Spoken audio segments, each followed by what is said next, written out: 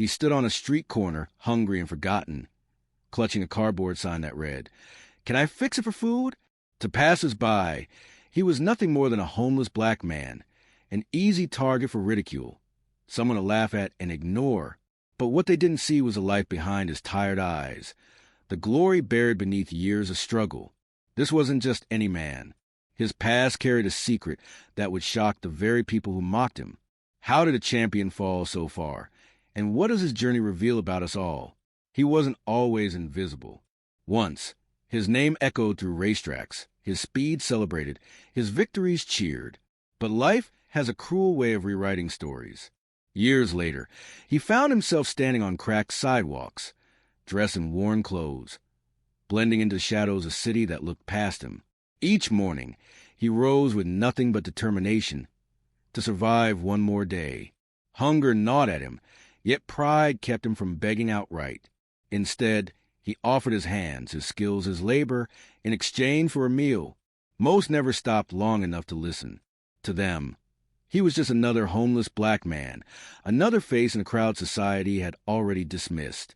But behind that weathered face lay a history that no one could imagine, a past waiting to collide with the present in a way that would force the world to see him again.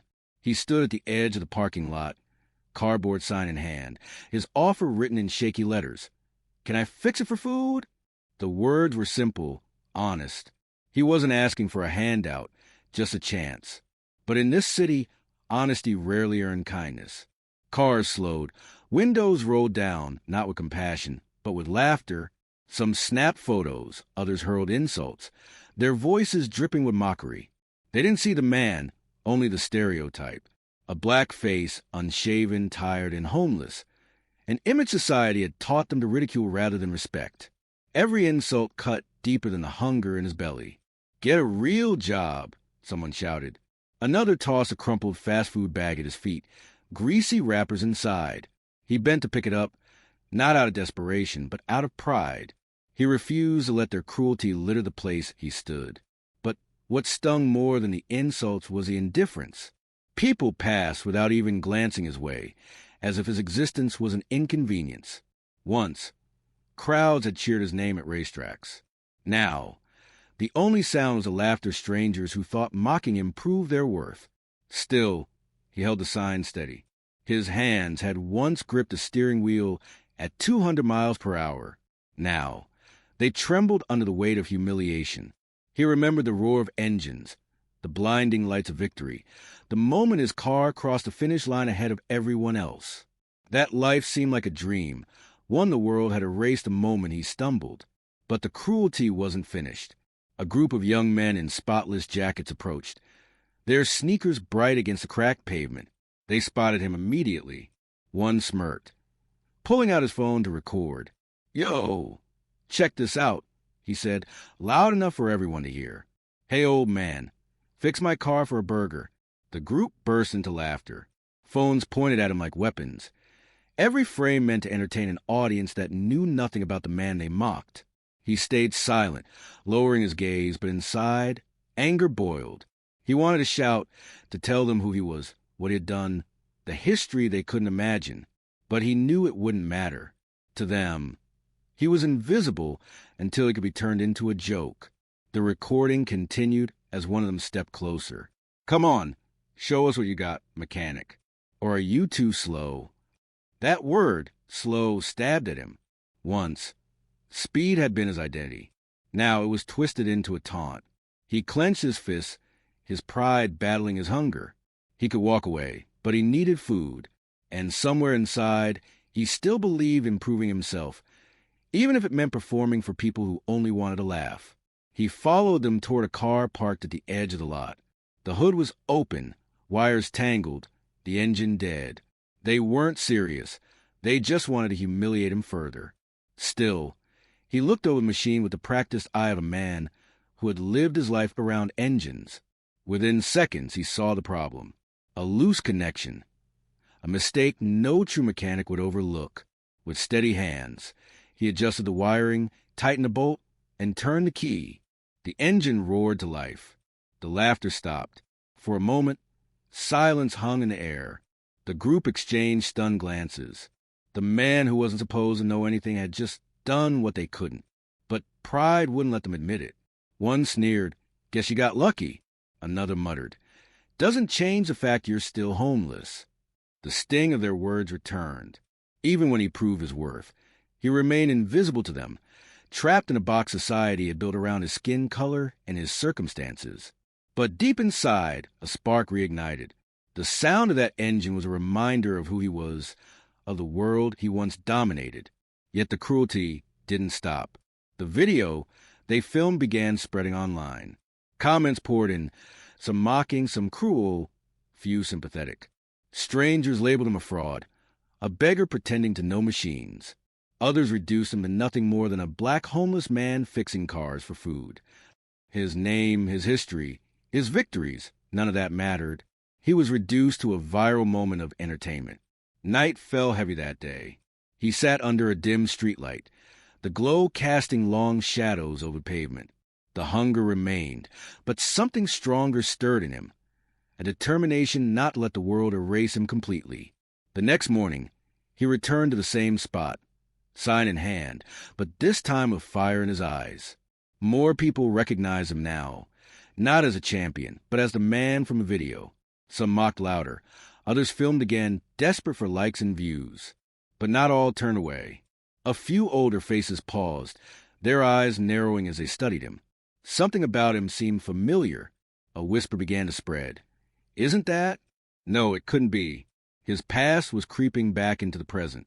The walls of invisibility were starting to crack. But with every whisper came a new danger. The world was about to remember who he was, and not everyone wanted his story told. The whispers grew louder with each passing day. At first, they were faint, half-remembered names, fragmented memories. But soon, the doubt in people's eyes turned into recognition.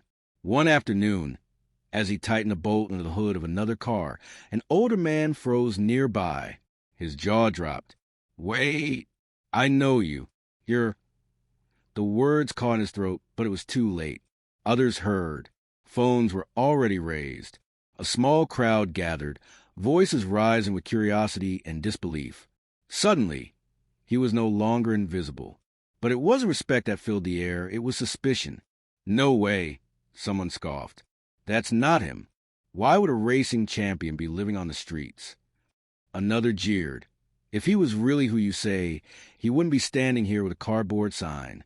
The crowd closed in, their faces a mix of fascination and doubt. The young men who once mocked him returned, smirking at the attention. "So now you're claiming to be somebody?" One said. "Man, stop lying. If you were a champion, prove it. Show us." The sting was sharper than any insult. Here was his life's legacy, questioned and dismissed in the same breath.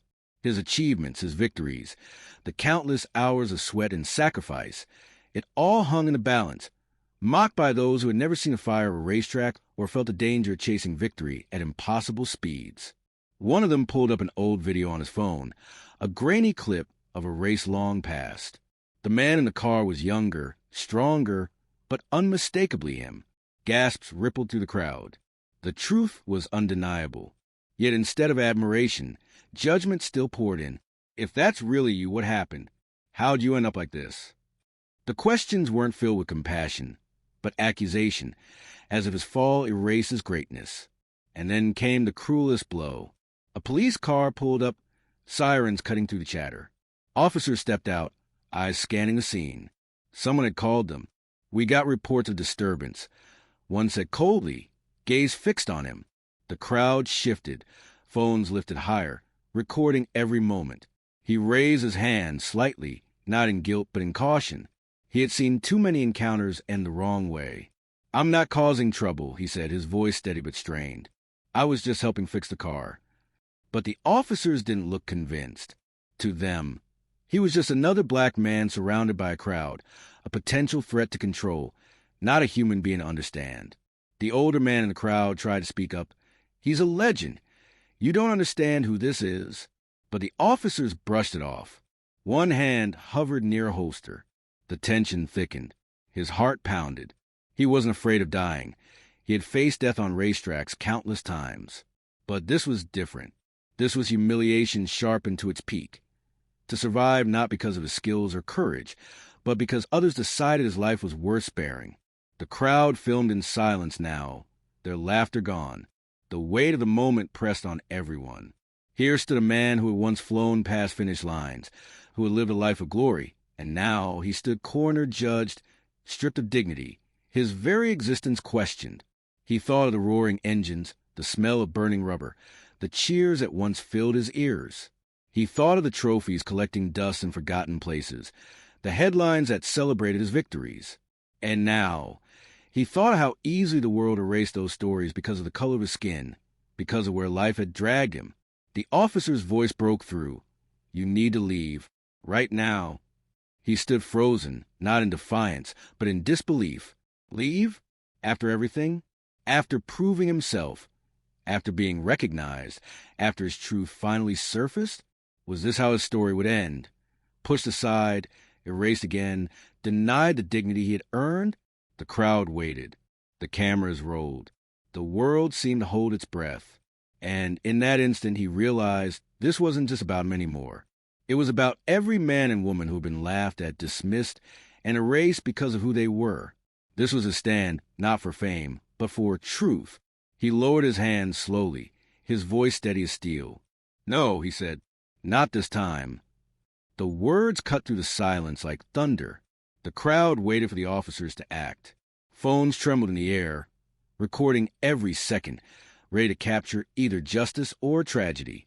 For a moment, it seemed as if history would repeat itself. Another black man silenced, another legacy erased in the shadow of authority. But then, something shifted. The older man stepped forward, his voice rising above the silence. "You don't know who this is," he said firmly. "This man is a champion, a racing legend. He deserves respect, not humiliation." The words carried weight, not just because they were true, but because they pierced through the haze of prejudice. Murmurs rippled through the crowd. People began pulling out their phones, not just to record, but to search. Old headlines appeared, grainy footage of victories long forgotten, trophies raised high, his name shouted over loudspeakers. And there he was, undeniable, unerasable. The officers hesitated. They couldn't ignore the truth flashing across countless screens. Their tones softened, their posture shifting, but the damage was already done. He had been doubted, cornered, and nearly erased yet again. Slowly, they stepped back, leaving him standing there, not because they finally respected him, but because the crowd now held the evidence of who he was. The people who once mocked him now stared in silence. Some whispered apologies. Others lowered their phones, ashamed of how quickly they had judged. Yet he knew better. Respect born out of proof is not true respect. Dignity should not have to be earned with receipts. That night, he walked away from the crowd, his sign tucked under his arm, his shoulders heavy. He was the same man as before, but something had shifted, not just in him, but in everyone who had witnessed what happened. His story was no longer just his own. It had become a mirror, reflecting the deep cracks in a society that measures worth by skin color, status, or circumstance. For every name remembered, there are countless others erased. For every legend rediscovered, there are thousands still unseen. He knew that while the world might remember him again, countless others would still go unheard. And that truth weighed heavier than hunger ever could. Because racism doesn't just strip away opportunities. It strips away humanity. It forces people to prove their worth over and over again, even when their very existence should be enough. It tells the world that greatness can be forgotten the moment hardship arrives, that a black man's legacy can be laughed at unless someone pulls out a receipt. But here's the reality. His story is not an isolated one. It is the story of so many who have been pushed aside, doubted, mocked, or erased. A story written into the sidewalks of our cities, into the cold glares of strangers, into the silence of those who walk past suffering without seeing it. And so, the question remains, how many more times? How many more champions will go unrecognized? How many more lives will be judged not by who they are, but by the stereotypes others place on them? The man's journey reminds us that behind every face we dismiss, there is a story. Behind every weary pair of eyes, there may be a legacy, A battle of brilliance waiting to be seen. The tragedy is not just that he was forgotten, it's that the world allowed itself to forget. His final stand was not on a racetrack, but on a street corner, holding nothing but a cardboard sign and the weight of a lifetime of injustice. And in that stand, he gave us all a choice. We can keep walking, laughing, doubting, or we can finally begin to see. So the next time you pass someone on the street, ask yourself, what story might be hidden in the eyes you refuse to meet? What greatness has the world already erased? Simply because it refused to look deeper. The truth is simple. Racism doesn't just take lives. It takes legacies. The question is, how much longer will we let it?